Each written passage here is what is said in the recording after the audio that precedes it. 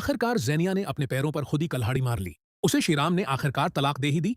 जैसे ही ज़रार पाकिस्तान पहुंचता है अपने चचा के, अजहर के साथ वो सरहद, बेगम उसे सारी हकीकत बताती है कि किस तरह ज़ेनिया को पुलिस ने अरेस्ट कर लिया है। वो सारी इन्वेस्टिगेशन ज़ारा करता है, फिर ज्वेलर के पास जाता है जहां पे ज़ेनिया ने सेल क्या था ज़ेनिया से पूछता है। जहां उसे सेल किया था वहां ज्वेलर के पास पहुंच जाता है और ज्वेलर से पता चलता है कि जिस आदमी का ये सेठ था, हमने उन्हें वापस लौटा दिया। हमारे पास सेठ मौजूद नहीं है। और इज़ार और ज़ारा जैसे ही जाते हैं दानिश के पास, तो दानिश साफ इनकार कर देता है। दानिश कहता है कि मैं ज़ेनिया की बेल हरगिज़ नहीं करवाऊंगा जब तक मेरा सेठ नहीं मिल जाता। जिस पर जो है ज़ारा कहता है कि आपको झूठ बोलने की जरूरत नहीं है, हमें हम अच्छी तरह जानते हैं कि वो सेठ आपने वापस हासिल कर लिया है। तो वो जिस ज्वेलर से ज़ेनिया ने सेठ सेल किया था, अपने वहां से सेठ दोबारा से खरीद लिया है। और वो कहता है कि हाँ, वो सेठ मेरे पास है। तुम्हारी बहन ने वो खानदानी सेठ, मैंने उसे बिना क्या था और उसने उसके बावजूद भी उसको सेल कर दिया और उसकी सजा तो उसको मुलनी ही थी। और वो बगैर इजाजत पे उसने मेरा सेठ निकाला क्यों? वो लेकर क्यों गई थी मेरा सेठ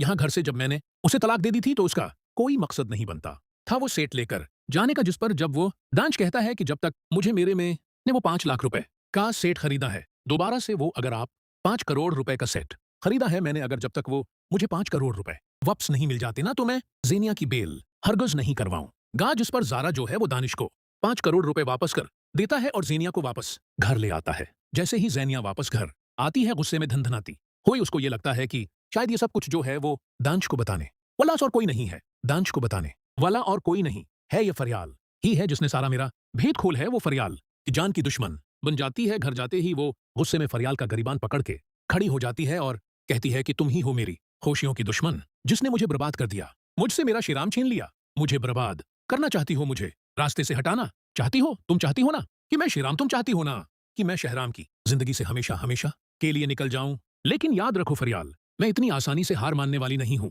ज़ेनिया गुस्से से कांप रही थी जबकि फरियाल हैरत से उसकी तरफ देख रही थी।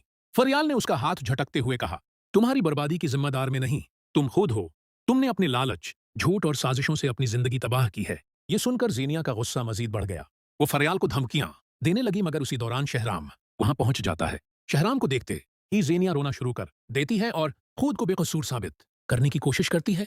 लेकिन इस बार शहराम का दिल बिल्कुल बदल चुका था। वो सख्त लहजे में कहता है, बस करो ज़ेनिया, मैं तुम्हारी हकीकत जान चुका हूं। अब ना तुम्हारे आंसू मुझे धोखा दे सकते हैं और ना ही तुम्हारी बातें। शहराम की यह बात सुनकर ज़ेनिया को शदीद झटका लगता है। उसे यकीन नहीं आता कि जो शख्स कभी उसकी हर बात पर यकीन करता था, आज वही उससे नफरत करने लगा है। दूसरी तरफ फरियाल खामोश खड़ी सब कुछ देख रही होती है। खानदान के बाकी अफराद भी जमा हो जाते हैं और सबके सामने ज़ेनिया की हरक